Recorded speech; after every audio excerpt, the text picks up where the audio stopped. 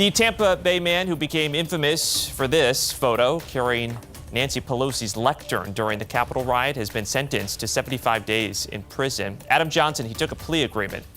He also has to turn over any profit that he could make from books and interviews.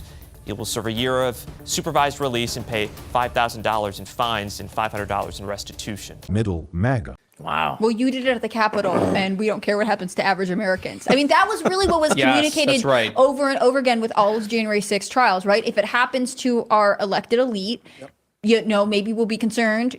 But if it happens anywhere else, like, I don't know, Summer of Love riots, it doesn't matter. We don't care about that. And again, this was all funded by the taxpayers. They use taxpayer money to then use the government to punish the taxpayers who are still obligated to support that. That's why New York can go after Trump and every other organization endlessly, because the bureaucrats themselves aren't paying for it, right? Yep. Everyone who is in New York paying taxes is paying for it. And I have to imagine that this is a terrible system for them. Not just that, they get federal, obviously the states get federal funding. New York got millions from COVID pandemic relief, millions for being a sanctuary, believe it or not, sanctuary state.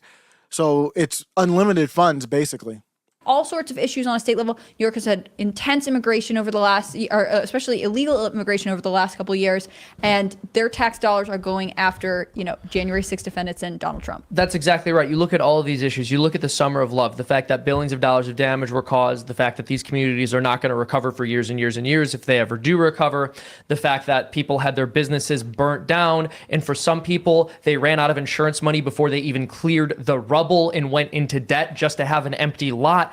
And that there were almost no prosecutions. It certainly didn't result in an investigation, even though 2/3 of the American people wanted an investigation into those riots, more than wanted a January 6th investigation. But then January 6th happens. And now the politicians feel unsafe. The politicians feel as if their territory has been trespassed. January 6th was very convenient. Even for them.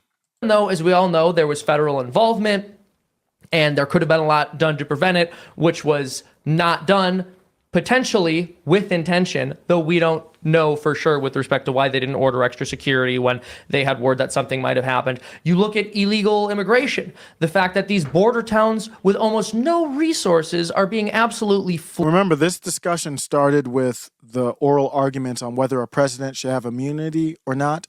And this discussion still right now, spiraling the way it is still pertinent to that original topic. flooded. You look at working class people being put out of the job.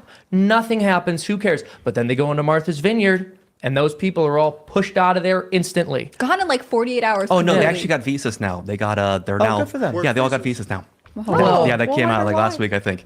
Yeah. Well, ultimately, we all know the message that's being sent. You can harm and harass everyday American citizens, and you will not be punished by the system. If you do something to stand up for everyday American citizens, you're going to be punished. You're going to be punished. Seamus, I have to correct you. They did actually investigate some of those BLM people, and they actually they got paid for doing it at the end of it because a grave injustice was done to them. No, that's absolutely right. I was referring to like an official investigation. So we actually had the January 6th committee. Yeah.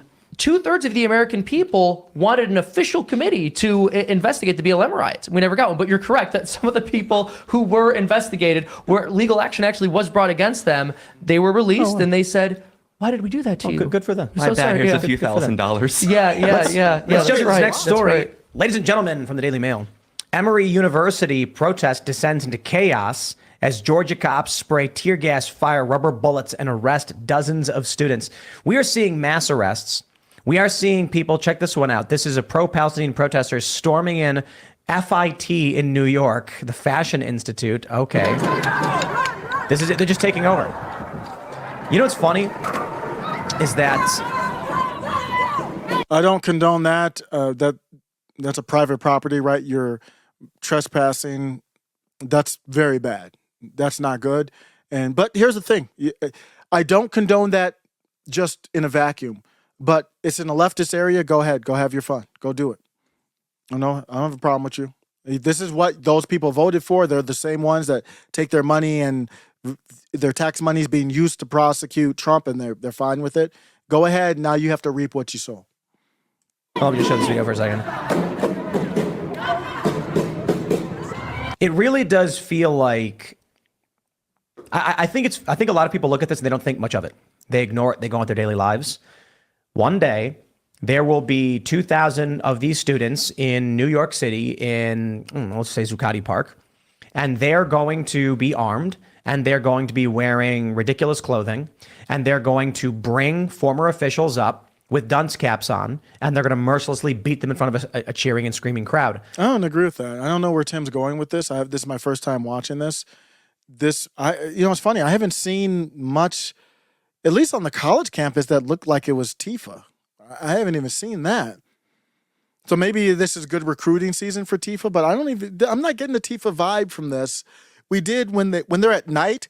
I get the vibe when they're at night on the streets, but not at night camping on the college campus. That's not Tifa. So I don't know what's going on, and I don't agree with Tim. I don't think that's where this is trending at all. People need to understand that things like the Culture Revolution happen just with critical mass. That's it. There doesn't need to be a great awakening of the public. It doesn't need to be that half the country decides they're communist. It needs to be only that like 0.1% does, and they go out and they start attacking people and taking over. What we're seeing now, these protesters, I will say this, because certainly I think people are allowed to protest Israel, but I don't believe these people at large are actually protesting Israel. No, I don't know. I think here's what I'll say. I think we have to go forward assuming that they're authentic. We're seeing enough here when they're doing peaceful protests on a college campus. That's peaceful. I mean, they haven't been, I've seen some yelling. I haven't seen, the only violence I've seen is when the cops came through. And everybody's got a cell phone. So show me where I'm not seeing anything. They locked arms and kind of didn't let people go to certain places, but that's not like proactively violent. They could have walked anywhere they wanted to. It's not the public street. I don't agree with Tim on that. I think people are saying it's funded by who for what? And they were saying, well, some of the organizations were George S. funded. But I don't know if George S. has like full control over. I know he funds the thing and then tells them basically somehow they go after funding certain politicians, but maybe he funded them and he's not controlling them. What is the play? The only play that I could see that makes sense to say this is George S. funded is that he wants Marxist chaos to topple those in charge. So he wants to get rid of Biden? I don't know. What's the chaos to do? Is it to chaos to bring martial law? We haven't really seen that. I don't know. That doesn't add up to me. So I think the best way to proceed forward with these protests is to assume they are authentic.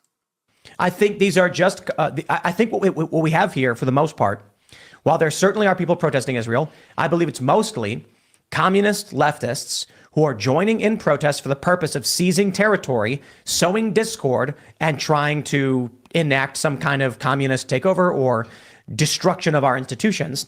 And the example that I give you is one, having actually had experience like Occupy Wall Street.